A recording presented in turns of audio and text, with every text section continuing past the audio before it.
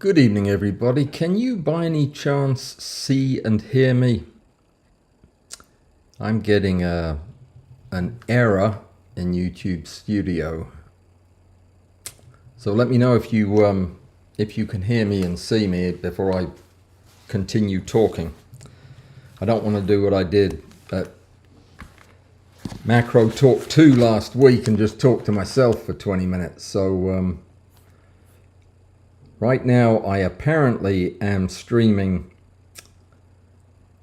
but I don't see it on YouTube. So Bud can see and hear me just fine. Okay, that's a good start. Let me see if somebody suggested last time I should just go on YouTube and see if I can see me on my phone. But everybody can, right? Yes. Okay, all right. There's no picture again. I'll have to figure this out before the next time. Welcome, everybody. This is Macro Talk. It's Tuesday evening, 8 o'clock. We've got an awful lot to cover. Today, we're going to be talking specifically about the macro technique called short focus. Short focus is a technique I've talked about before, and I'm going to give you a very specific example of why this is something you need to know about now, because there's been quite an upset in the kingdom. Thanks to one Rick Littlefield, who got in touch with me a couple of weeks ago to say that some experiments that he'd been doing had showed some remarkable findings. And he suggested that, well, he didn't actually suggest I try it, but he knew I would. And that was to use the Raynox DCR 250 as a short focus relay lens with the Mitutoyo objectives. The idea being that when you force the 5x objective to perform at about 3x, the picture is very, very sharp indeed. And it is quite mind-blowing, and we're going to get to it, I promise. The first half hour, if you have questions about short focus or about this particular short focus setup, that's what we're going to deal with for that. Then in the second half, we'll deal with anything else that comes up. But first, a couple of news things that I want to tell you about. Thanks to the extraordinary generosity of people like Robert Wester, but also all of my Patreon supporters, as of January 2023, our photography competition, which is on minerals this month, is now going to have a prize every month. We have already accomplished that thanks to the generosity of these donors. I have photographic related really nice prizes every month for the next year. Okay? I thought you'd be excited to hear that. And if you're a new photographer, new to macro, and you're saying, well, that's great for the likes of Graham Carey, who's going to win it every time when Robert Storost isn't winning it. Well, not so. I am going to start a handicapping system, and I am going to tell you about it now, and then I will write about it on the website. You know the website, right? www.macrocontest.com. I'll put the rules in there, but what it means basically is every time you get an honorable mention, you get 1 point. If you get a third place or a tie at third place, you get 2 points. 3 points for a second place, 4 points for a win. Now, sorry, I missed something. No, 5 points for a win. 5 points for a win. So it's 1, 2, and 3 honorable mention second and third, and then first place winners get 5 points. Your handicap is your average over the previous 12 competitions. So if you do the competition every month starting in January, then your average will be for the first 12 months, but the first month, January, will drop off in February of next year. So it lets you change your handicap as you get better, or worse for that matter. I've looked at the numbers. I usually score in 10 different areas, 10 points per area. So the maximum score is 100. Most of the images win at about 85 points. So this is a significant handicap. And I'm going to go back 6 months and add up all the handicap scores, and that will be our baseline. That's not going to be popular with the people who've won, because that puts them at a real disadvantage. But it puts everybody else in the running. Okay? Any questions? Ask them now, or ask them through the competition website. It's going to be great. It's going to be fun, and I think it's going to get everybody involved. And now everybody needs to get into this because there are prizes, real prizes. I was going to show you the progress that I was making, because somebody said they wanted to see my automated positioning system. Well, it's real, and it's coming along. There's been a couple of delays. I haven't had time to do anything with it. And I ordered some bearings, some ball bearings that I needed. And the ones they sent me were a little bit too big. Like 1.5 pounds of steel. Very nice, great paperweight, but not much use for what I need. Anyway, I've done the Y axis, and I've got the parts all figured out for the X and the Z. And yeah, just don't worry about it. It's going to rotate and everything. And next week I'll show you what I've done with it from there. And when it's all finished, I'll show you how it works. If anybody's seriously interested in knowing how this thing is going to be used, or what it's for, then let me know and I'll make a video of it. This week we have other things happening. Macro Talk 2 is on Thursday at 2 o'clock in the afternoon here, 8 o'clock in the evening in London. And we are going to continue talking about short focus and the setup I'm going to show you tonight, as well as doing some other things over there. So it won't be a repeat of this by any means, but we'll continue from where we leave off. Let me see. Something else happening this week that's really important.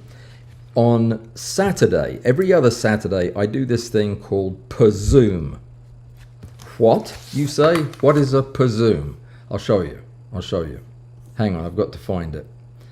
A presume is a Patreon Zoom, and I made that word up, but it was so that I would have a name for what we do on Saturdays. I'm going to show you a picture of a presume. Sounds a bit rude, doesn't it? It's not. That's a presume. And the presume this Saturday is going to be an extra special one. The guy that won the competition last month, Graham Carey, with the most amazing photograph of a ballpoint pen, he is going to be showing us his new frictionless vertical rig that is absolutely novel and groundbreaking. I think you're going to need to see that. So if you're a Patreon person, you already get these for free. Every other weekend we meet, and this is talky meeting, so you can talk to me and shout at me and that kind of stuff. And if you're not a member of Patreon, you should really consider becoming one, because when you do that, I get paid, and all is right with the world, and we're all happy campers, and you get to hang out with me on Saturdays. What a joy that must be. All right, what was I going to show you next? We're almost done with the things I wanted to tell you about. I'm doing a video for your delectation that is going to be a head-to-head comparison of the Nikkor 50mm f2.8N, my favorite lens, against the short focused Mitutoyo 5x objective, and I'm going to shoot them both at exactly 3x magnification, and I am going to do some serious pixel peeping, and you're going to join me for that. That's a video, and it will be, you never know, I might make that tonight. I am so fired up about this lens.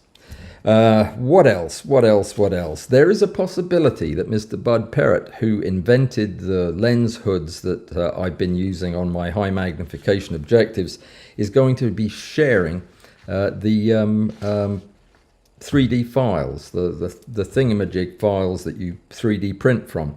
And we're trying to work out the details of that right now. His agent is having lunch with my agent, and they're gonna whatever. So I'll let you know.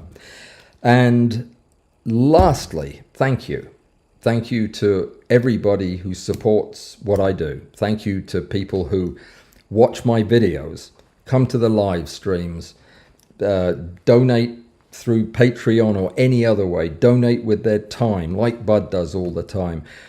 There are a few people that just have to be mentioned separately. Captain Martinez, Bud Parrott, Jan Nelson, Robert Wester are a few of the names that just immediately come to mind as having kept this thing going for the last year.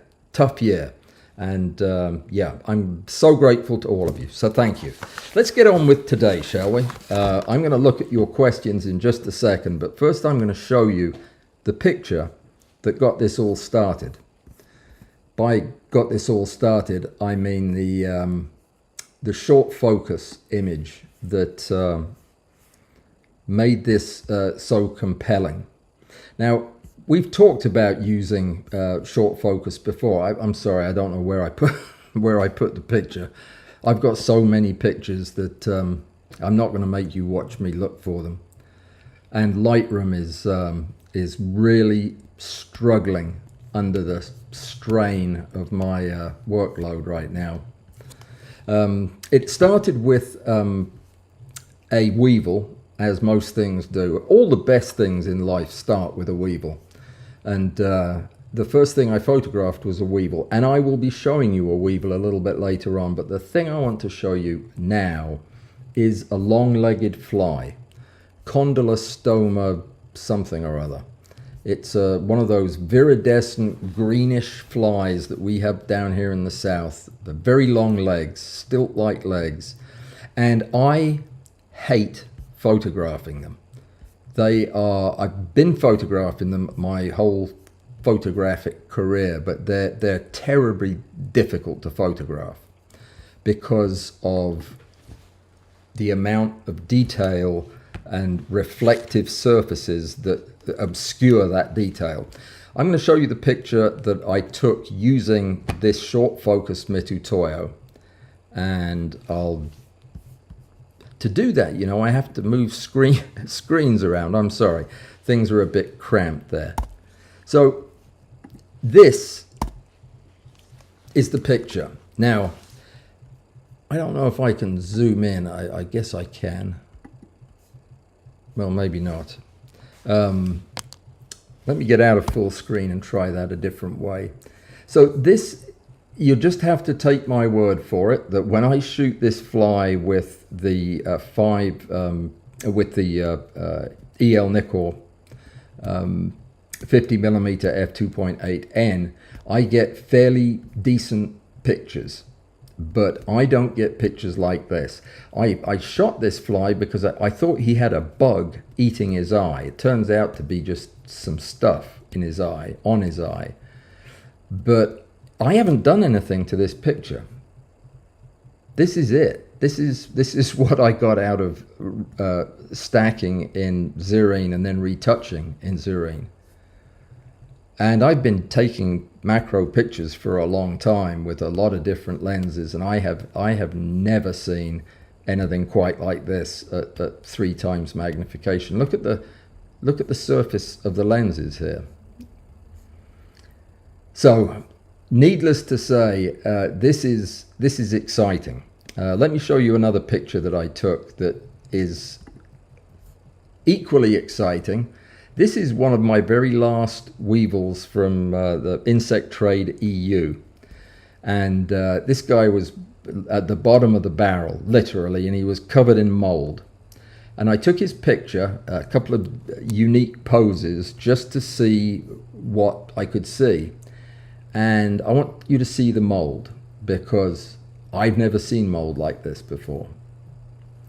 I hope you can see and appreciate how incredibly detailed that is, with the individual hyphal elements coming off the fungus bodies here, or the mold bodies. It's just amazing. I've never seen anything like it. I almost fell out of my chair when I saw this. And this is with the short focused Mitutoyo 5x M-plan objective with the Raynox DCR 250, and I'm going to show you that in just a second. One other picture. It's the same weevil from a different pose, him coming at the camera, and you can see a different view of the same ball of fungus. So it's real. My phone is going, which means I am probably having an issue with broadcasting. So let me see what's going on.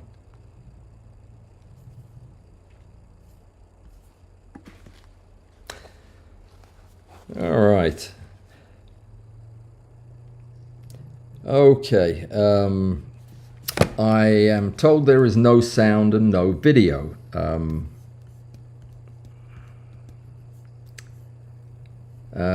Which is strange.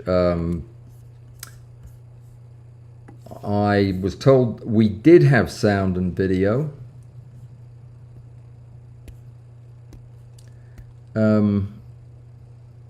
Okay, I'm seeing that a lot of people are getting sound and video. Bruce says perfect video and sound, but I just got a call from somebody saying that we had no video and no sound.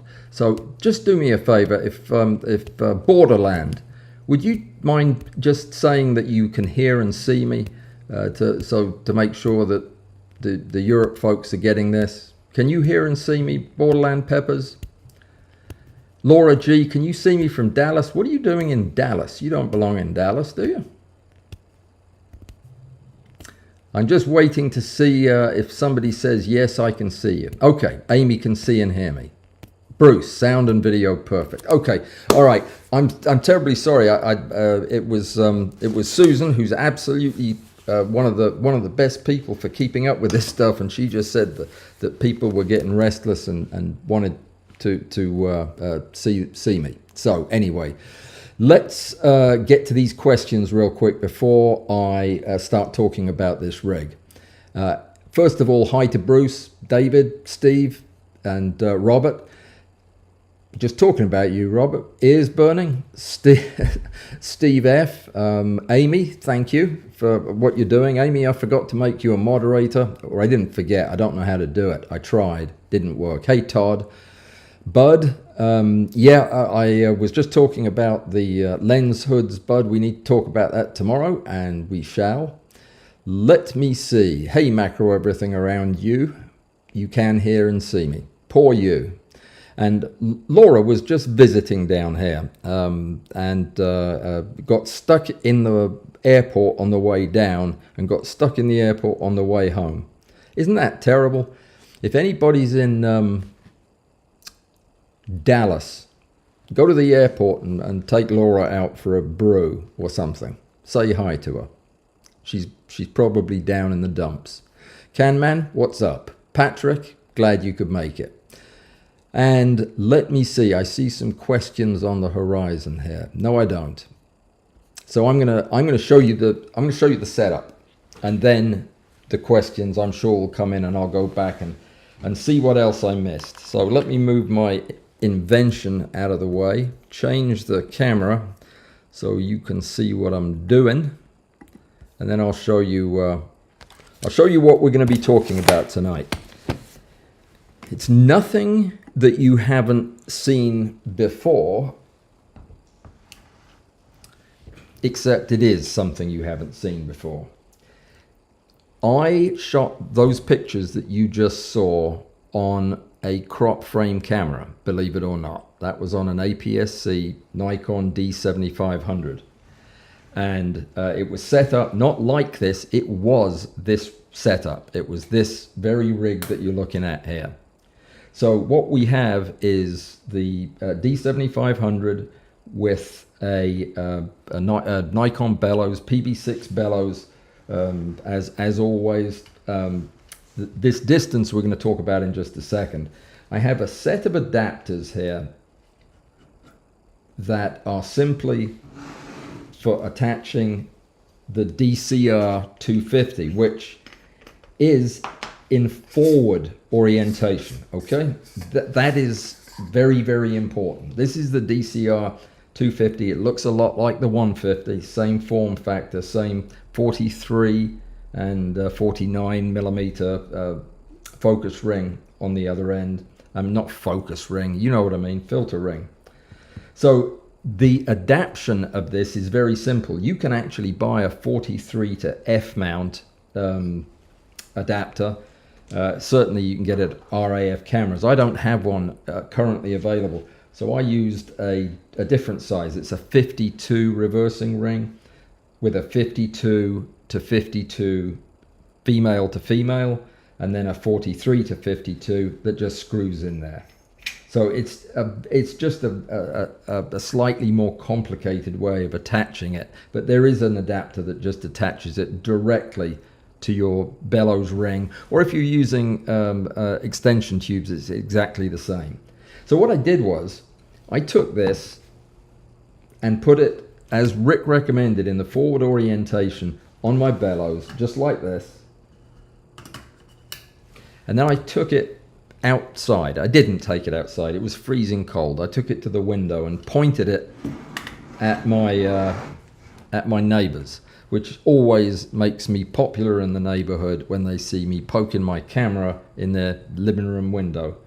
Focused on infinity and used the bellows, lengthening and shortening the bellows until the image was in as good a focus as I could get it. And then I checked it on things that were further away, and they were all still in focus. Interestingly, Bud was doing the same thing at the same time in another state, and he and I both arrived at the same distance, sensor to the rear element of the Raynox, 124 millimeters. That is 124 millimeters. Okay, from the mark of the sensor plane to where the Raynox starts, the plastic bit starts, 124 millimeters. I put about 65 millimeters of infinity space on the front because that's the way I roll. I used pre-flocked tubes, and these just go on with a very simple adapter. Again, you can get a single adapter that will put your extension tubes right on the end there. Mine were tied up on my vertical rig. So what I'm using, in case you're interested, is what am I using? A reversing ring. It's a 52 to 52 macro reversing ring. So it's a male to a male. That just switches the thread position around. Then in front of that, or that goes on to a 49 to 52. I'll put all this in the video description afterwards. And then I use some step down rings to get to 42, 60 millimeters of 42, and then the objective on the end, which is a Mitutoyo M-Plan 5x objective. Everything is flocked, and that's the setup. Now, everything else was exactly as I would do with any sharp lens system. I calculated my step length and I went a bit short. I wanted to be sure that I got good coverage. Just, you probably want to know exactly what I went with. I went with about 15 microns, which is more than a little bit short. It's very short. I calculated about 22 microns. and went a good bit less. So my stacks were rather big, like 400 shots, which is a lot for me. And yeah, but you saw the pictures. Do you want to see them again while we talk, while I look at the questions? That would be a good idea. Which one do you like, the fly or the... how would you like to see one that hasn't been finished yet, that's still in Zerine? Would that be entertaining? Let me do that. I've got Zerine cooking one right now. Oh my goodness, that's a different one. Hang on.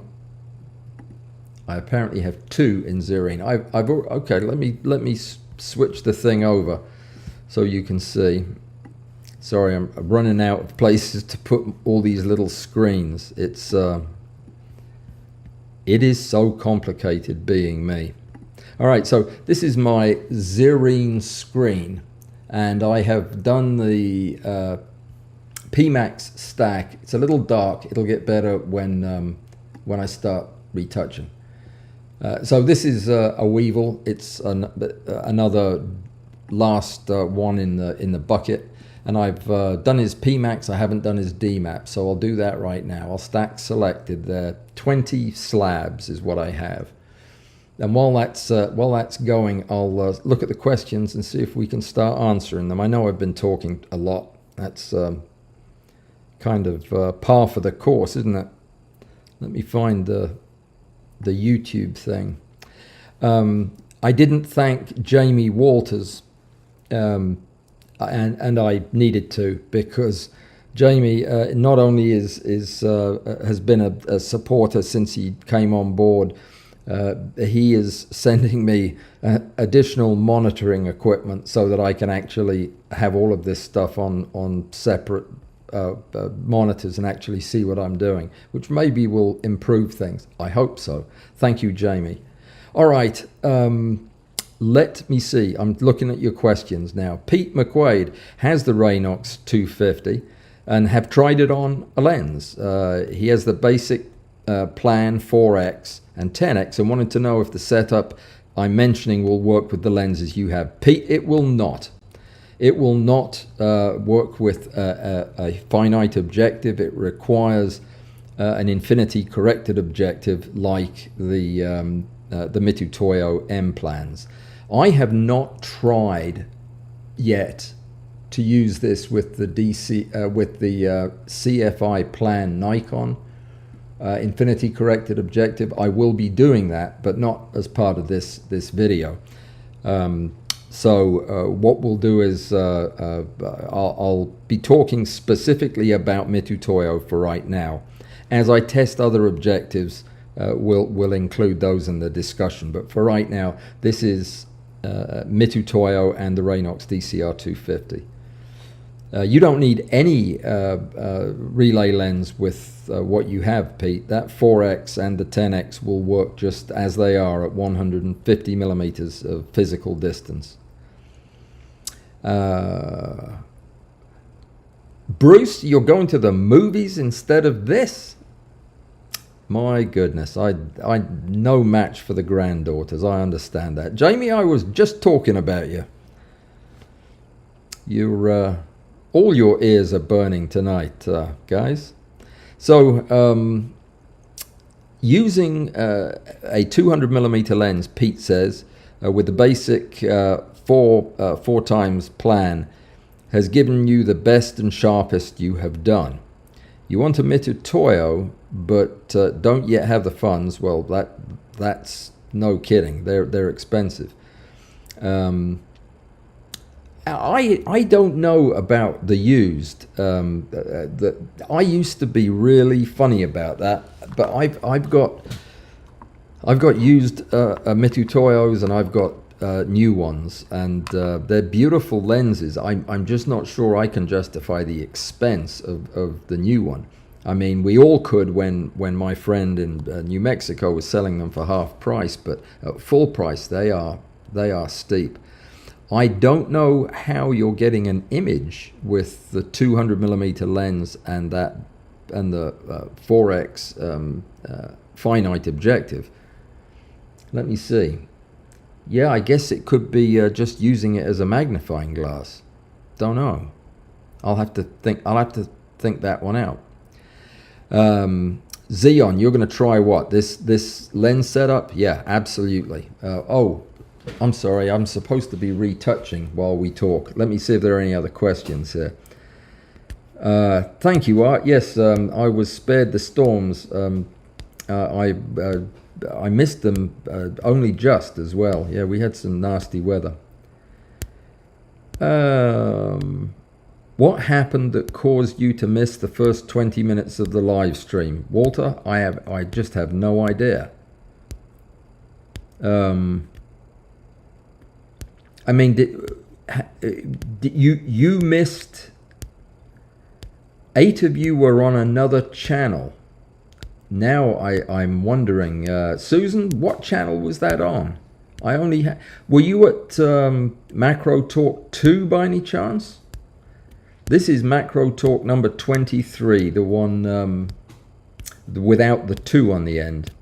And we've got 42 folks here. I don't know. I'll look into that. It's strange that would happen. Susan, I'll talk to you by text after we get done here. Chris Brost, you are new to our group, I believe. Don't recognize your name. Welcome, Chris. Okay, so it seems people were waiting on another live stream while this one was going on. Well, I have at any given time about 6 live streams lined up, but there should only be 1 lined up for today. And if that is not the case, I will flagellate myself. Maybe I shouldn't do that publicly. Okay, all right. I'll figure it out. I'll work on it. If it's confusing, if there's if I've got a date or something that's mixed up, then what I might do is just take down all the upcoming live streams. I just like you to know when they are. Okay, all right. Let me see. Yeah, Pete, the way to go if you want to get the very best optics is to go with infinity corrected, but there are great finite objectives too. Those of you who missed the first 20 minutes, I will put the recording up as soon as I can after we get done, and watch it because there are a couple of announcements in there about the competition. Phil asks me, is this better than the Nikkor 50mm enlarger setup? Well, that's the question, isn't it? That's the first question that people are asking me, and it's the first question I asked myself. I would say that I am still not doing what I'm supposed to be doing, so I will edit while we're talking. I believe that they're going to be close. But I use the El Nikkor. The El Nikkor has some versatility that the objective doesn't have. It doesn't allow you to use it at a bunch of different magnifications like the El Nikkor, which is so easy to do that with. But as far as which one is sharpest, which one is the best, I'm afraid you're going to have to watch the video where I compare the two, a video that I haven't made yet, but will make. Now this image here is the short focused M-plan 5x at 3x using that DCR 250. And I can tell you already, just looking at the hairs here, that this is sick, as the young people say. I don't know why they say that, but yeah, this is going to be impressive. It's a little hard to retouch when you have these studio lights pointing in your face, because I can't really see where the haze is. But don't worry about it. I'll finish it up. I just want to see if there's anything remarkable in here that's worth looking at, and it really all is. I mean, the bits of look at this claw here. I just don't see that with the El Nikkor as consistently, but yeah, I'm going to make a video. It'll be the next video that I put out, and it'll compare the two, and it'll tell you where I stand on them. I will say that I am blown away by this combination, and whoever pointed out that that's an expensive combination? Yes, it is. You're absolutely right, and we will take that into consideration.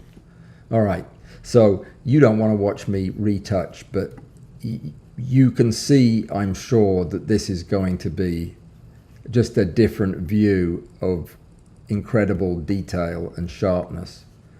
Yep, look at the fungus there. I hope you can see that.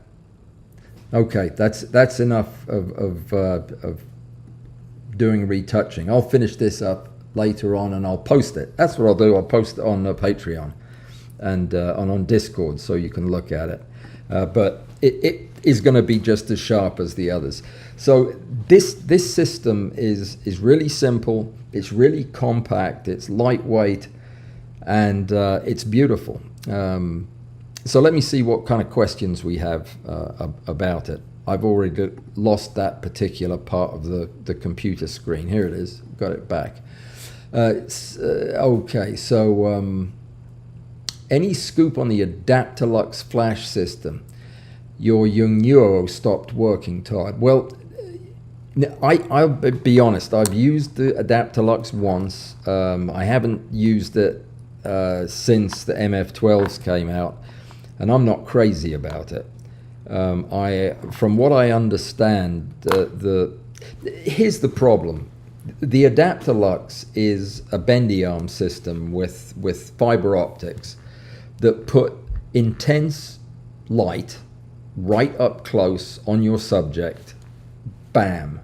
Now you put diffusers on it and you do all of that, but it's still kind of moving in the wrong direction. The way to get pictures that are even and sharp and like the ones we've been looking at is to have a lot of light from a lot of different sources that is covering the subject, not pinpointing the subject. The Adaptalux tends to do that. The times I've used it and the times I've used my own homemade version of it, it just is a specular highlight monster. Now, I don't even know whether the flash that they invented, they have a flash unit that goes with it now. I don't know if that is actual flash from a xenon flash tube that fires through the fiber optics, or if it's a flash tube at the end of some fiber optics, or if it's just an LED that pulses. Just none of those three sound better than having 4 MF12s spread out with diffusion layers. So that's, until Adaptalux sends me a set to actually test and try out, that's going to be my position since the last time I used it. So I'm not super excited about it. Okie dokie. Tom is asking, I'd like to know the best methods for preserving my new mail order bride, insects, I'm sorry, after they've been relaxed, posed and photographed. Is it dry or is it alcohol? Okay, Tom. If you bought them dry and you posed them dry, with the exception of maybe a little bit of decon on the joints or something, if they were photographed dry and you got them dry, keep them dry. If you got them wet, like my orchid bee, and you shot it wet, preserve it wet. Put it back in alcohol. Use ethanol though. They'll send it in isopropyl. Put it in ethanol. The only exception to this is if you got a dry bug that needed a lot of cleaning and you washed it in water and soap and rinsed it in water and then temporarily had it in alcohol, yes, keep it wet from that point. Once you wet it, keep it wet. You can re-dry bugs. Some of these you're looking at tonight have been wet and dry and wet and dry again. This is what happens in the winter. I run out of fresh, clean bugs. But yeah, it's absolutely a legitimate way to do it, but it's more work than you want. So I say if they're wet, keep them wet. If they're dry, keep them dry. And if you have to switch, then always switch to wet, not away from wet. So Edmonds has two 5x Mitutoyo objectives. One is 1171 Canadian dollars. The other is a steep 78.86 Canadian dollars. Which one am I using? The cheap one, Gilles, the cheap one. The expensive ones are either the high resolution, which is higher than the resolution of your camera and your eyes, so you don't need it. Or it's one of the near infrared or near ultraviolet ones, which are for shining laser beams through so that you can laser beam tiny things. You don't need that either. What you need is the regular bog standard 5x M plan that looks like that. Red stripe and M plan on the barrel. I'm giving everybody seasickness, I'm sorry.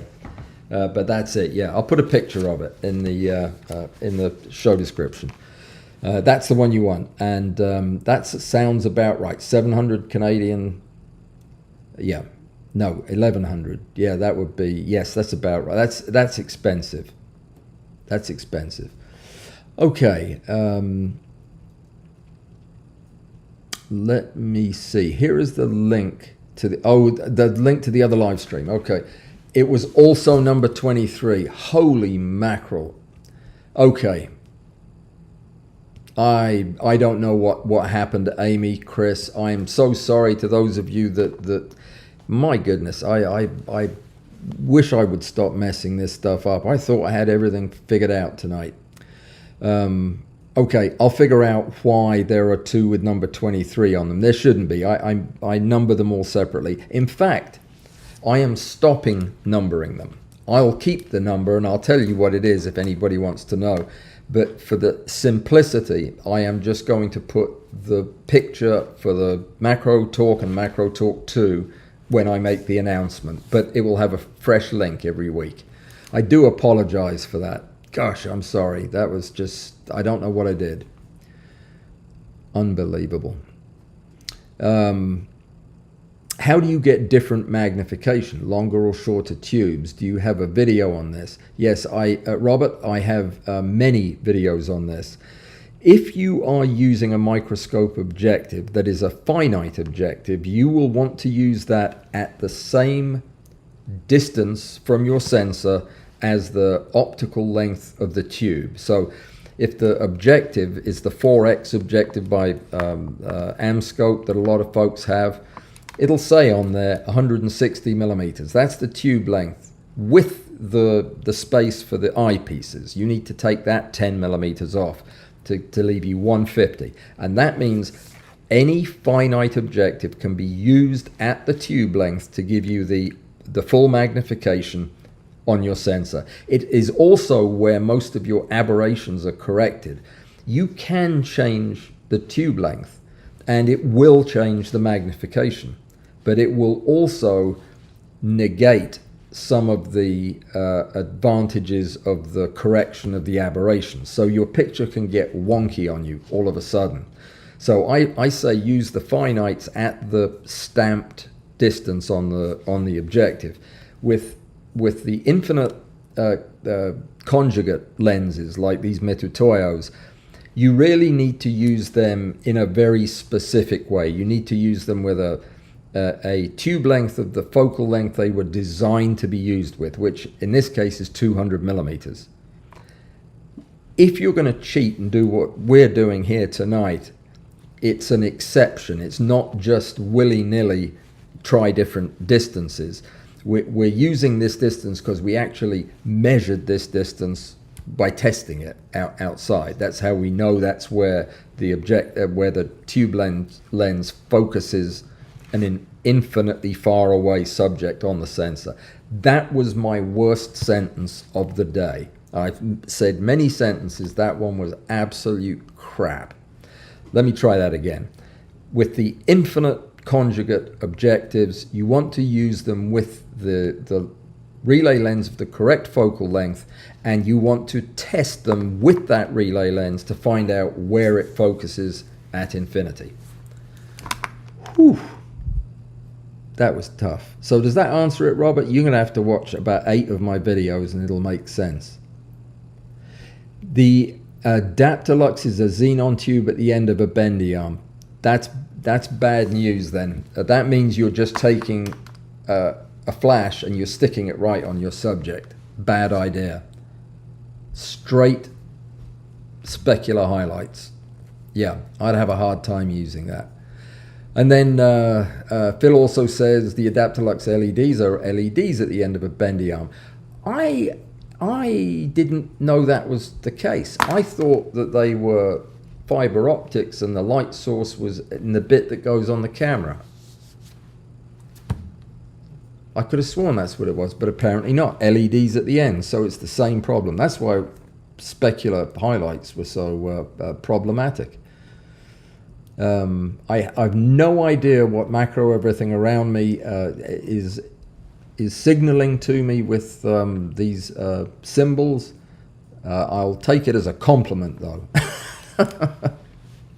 All right, you have a Canon 5D Mark III and it needs flash and you're not sure what direction to go in.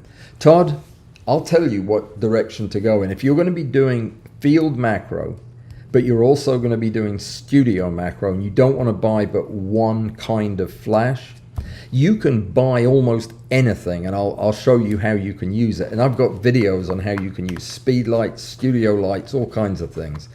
But ever since, in America anyway, Adorama came out with the flashpoint version of the MF12s.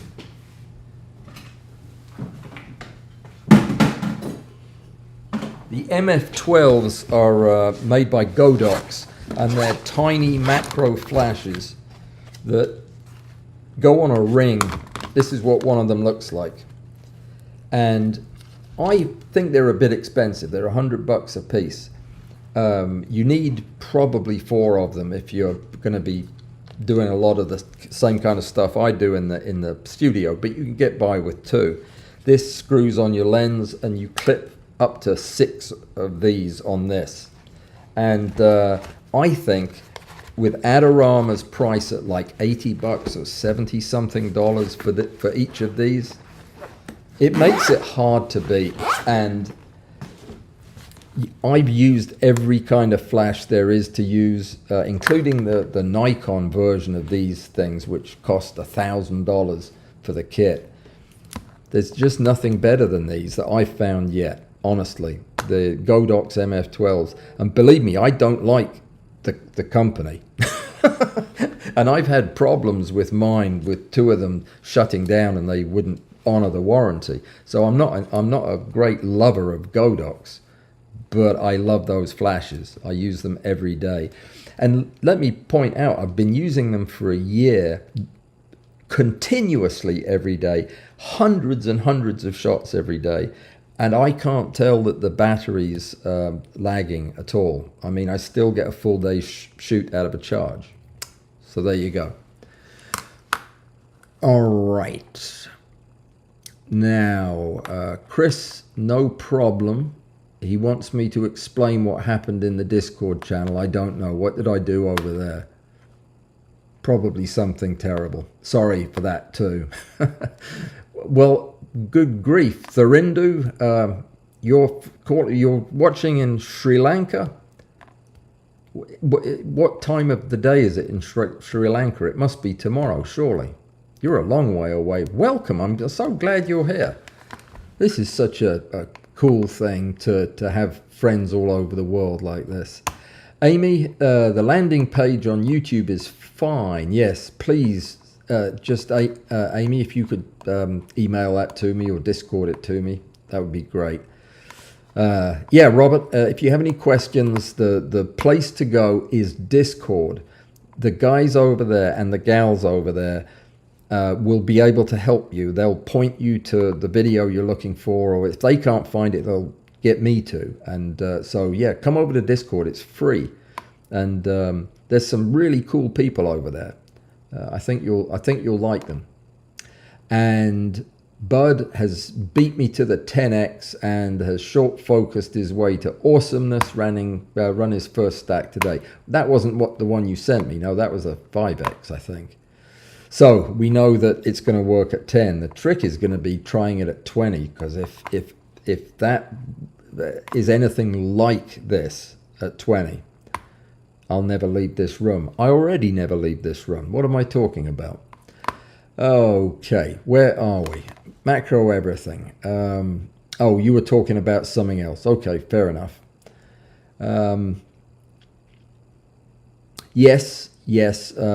Bud's asking if I've tried the use all color channels in decisions. It's a PMax option, and it's one of those ones that that you look at and wonder what it means. I turned it on, and then I turned it off about a week later. It really significantly adds to the processing time. And you know who told me that, so don't ask. You know that there's only one person who'd give me that information and it be accurate, and it's the guy that wrote it. So I think it does improve the quality a little bit, but it doesn't obviate the need for retouching. So it didn't really get me that much further ahead of the game, and it did take a lot longer. We'll talk about that later, and I'll possibly try to work that into the video. All right, so let me see. Adorama MF12s with the Godox trigger. Yeah, use the Flashpoint trigger. It's the Flashpoint. They rebranded these things. They have the MF12s by Flashpoint. I think they're called MF12s, and they also have the Pro trigger. I'm not doing a very good job of this tonight, am I? There we go. This is the Godox version, and they make a Flashpoint just like this. It's the Pro. You need this one because it gives you, you can control all of your individual lights from this. And yeah, I love the setup, and this is only $70, $80, and they're very sturdy and rugged too. Okay, so yeah, and Adorama save you about $100 on the set. Do I have a recommendation for a triocular ocular? A triocular ocular. What do you mean exactly? Oh, a triocular stereo. I'm sorry. Okay, all right. Yes, I do. It depends on whether or not you want the very best picture that you're likely to get. If that's the case, I would go with what I use, which is a Leica. It's an old Leica. It's ancient. It's as old as I am. No, it's not as old as I am. It's old. It's the MZ6 or the MZ6. You can get them used. There's a brisk used market for them, and they are big and heavy and optically crystal clear. Never look through a microscope that's better than that. And it has not a standard trinocular. I'll find a picture of it. No, I won't. That'll just confuse me. It has a camera tube off to the side, so that you can take pictures with it and video. I also have a surgical beam splitter on mine so that I can do demonstrations and record it at the same time, or I will when I have the tube that goes with it. So that is if you want in my opinion, optically the best. It's a used MZ6 or an MZ4 or 8 or whatever the other models are. If you want something that's more modern with all the bells and whistles, that has a digital camera that is made for the microscope, so a more traditional kind of trinocular lab microscope, not lab microscope, stereo microscope, then I think that the one that Amscope makes is very nice. Bud's got one that's lots of bells and whistles. It cost about the same as my Leica, but I like the look of my Leica better, the look through the objective. Another thing I want to thank Robert Wester for is I am in an auction. I tell you where it was and everything, but I won't tell you because you'll go there and you'll bid against me. But yeah, I may be the proud owner of a absolutely fantastic compound microscope tomorrow with a little bit of luck. Keep your fingers crossed for me. This thing's fantastic. I almost put a bid on an electron microscope. Does anybody want to go in halvesies on an electron microscope? We have to go to Poland to get it. I think you have to, yeah, you can't carry it on the plane with you. You have to ship it separately, so it'll be quite expensive. All right, let me see. Did I tell you guys about, yeah, I did, about Saturday. Those of you that weren't here at the beginning, Zoom is on Saturday at 2 o'clock in the afternoon. And we are going to be talking to Graham Carey about his frictionless, vertical, non-vibrational setup that we're going to get him to use with this lens setup. So, and he's got a brand new El Nikkor 50mm, because I just sent it to him as his prize for winning the photo competition. See how all of these things all fit together like it's cosmic? Brilliant, brilliant. Okay, so where were we? First of all, what time is it? Oh, it's nearly 9 o'clock.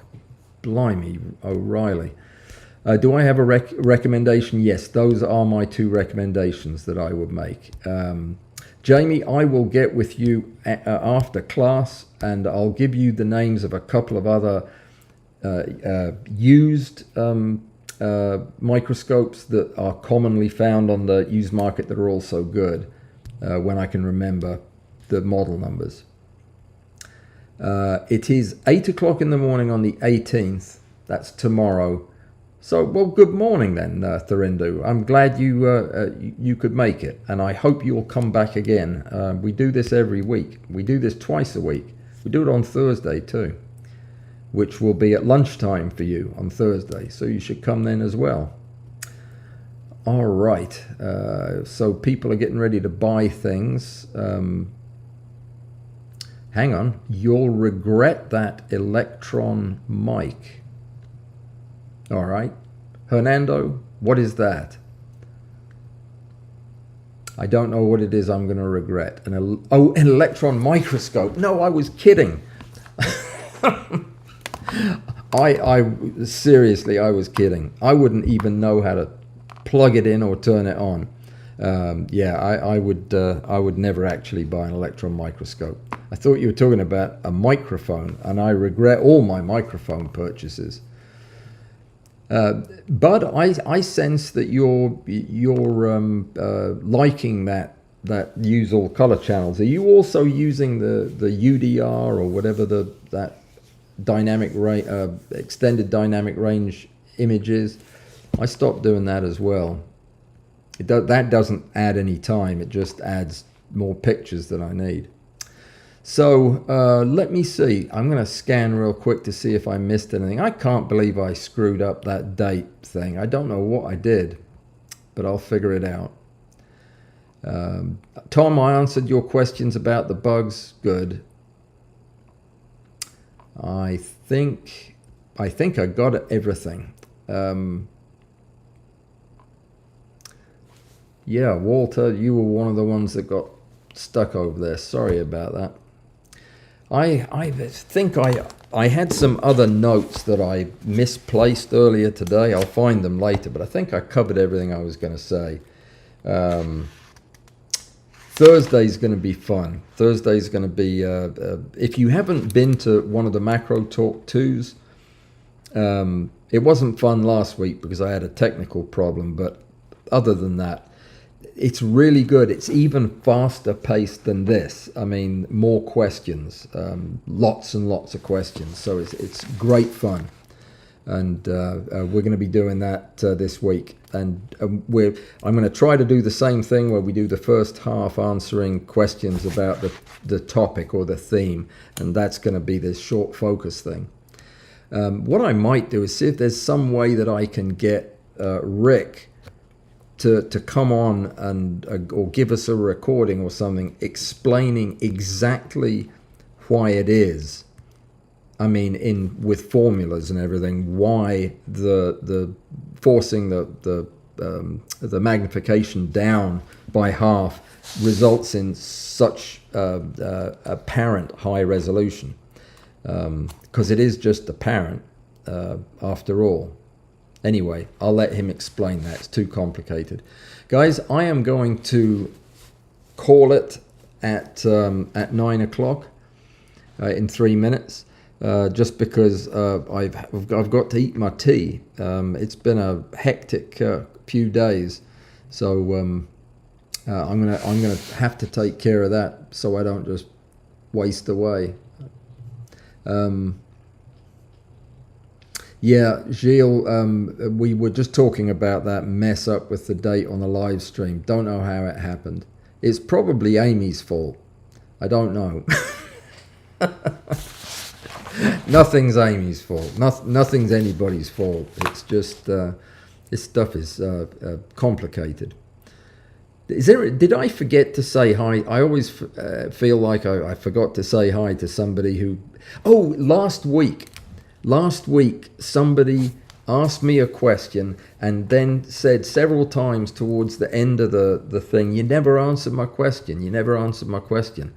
Well, I couldn't find your question. I went back and looked. I was going to answer it in the description. I said I couldn't find your question. Are you here? Who are you? Did you ask a question and do you want to ask it again? You've got a minute. I'll just wait until you tell me. So if the person who asked me a question that I lost wants to ask it again, the floor is yours. Nope, David Brown's leaving. He's had enough of this.